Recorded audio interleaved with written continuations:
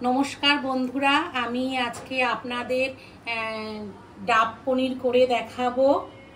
डाब चिंगड़ी तो आमरा सबाई खेयेछि किन्तु आपनारा बाड़ीते एकदिन एई डाब पनीर करबेन, खेते असाधारण लागे।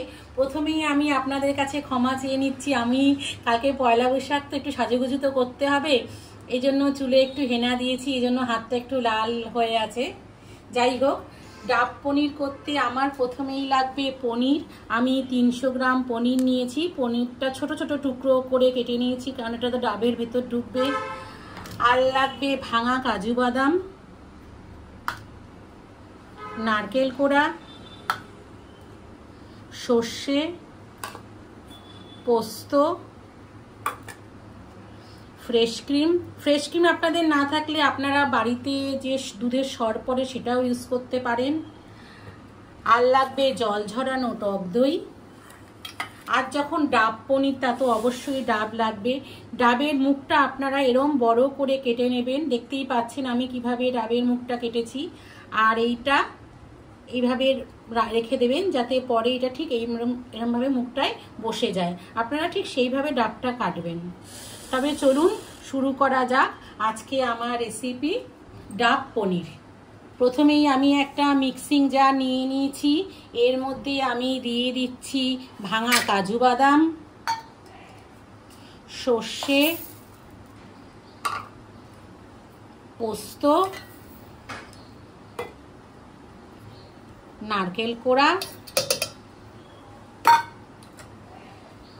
জল ঝরানো টক দই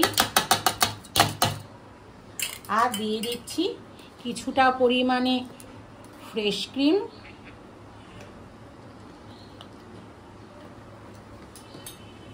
और 2-3 चामच डाबेर जल।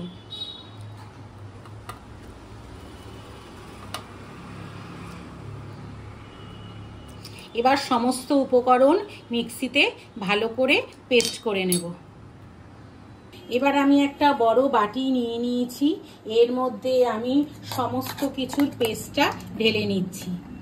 নারকেল, কাজু বাদাম, টক দই, পোস্ত, সর্ষে যে পেস্টটা বানিয়েছিলাম এই পেস্টটা নিয়ে নিচ্ছি।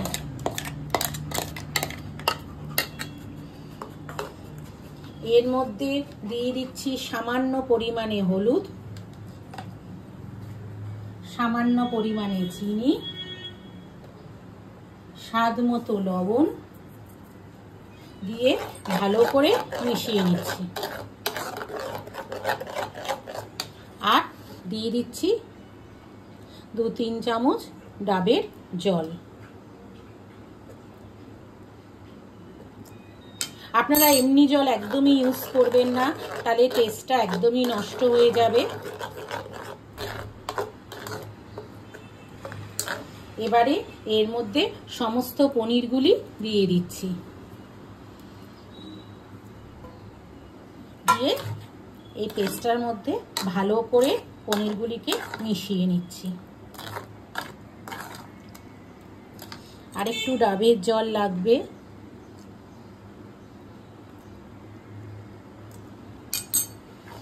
ডাবের জল দিয়ে ভালো করে পনিরটাকে আপনারা এরকমভাবে মিশিয়ে নেবেন যাতে সমস্ত পনিরের গায়ে মশলাগুলি লেগে যায়। এবার উপর থেকে একটু সর্ষের তেল ছড়িয়ে দেব।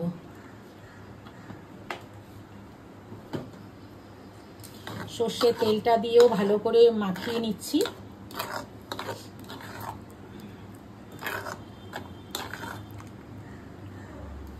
এবার এই ডাবের ভেতরে আমি আস্তে আস্তে পনিরগুলি ঢুকিয়ে দেব।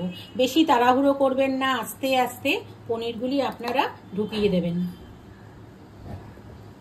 আর আপনারা ডাবের মুখটা যতটা সম্ভব বড় করার চেষ্টা করবেন যাতে পনিরগুলি সহজেই ঢুকে যায়। দেখছেন বন্ধুরা আমার পনিরগুলি কি সহজেই ডাবের ভেতরে ঢুকে যাচ্ছে।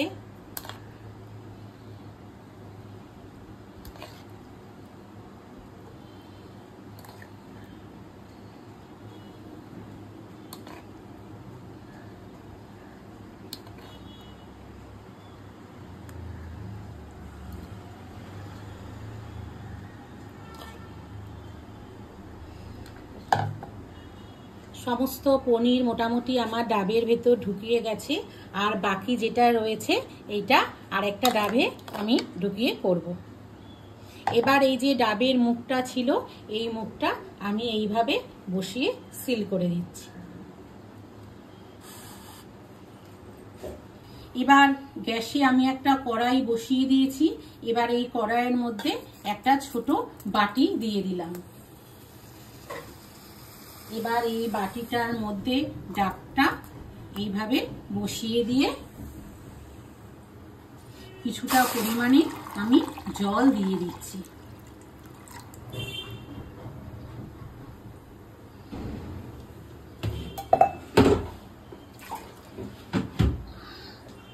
পুরো একদম এক কড়াই জল দেবেন না, মোটামুটি ডাবটা কিছুটা ভেজে এরকম জল আমি দিয়ে দিচ্ছি।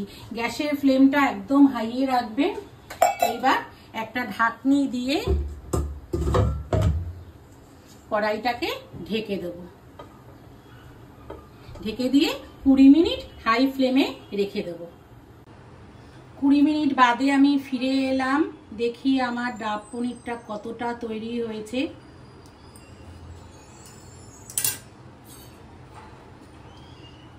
দেখতেই পাচ্ছেন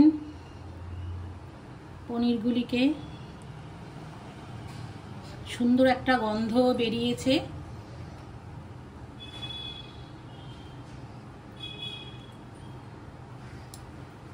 আর দেখতেই পাচ্ছেন পনিরের টুকরোগুলি কেমন নরমও হয়ে গেছে, একদম সফট।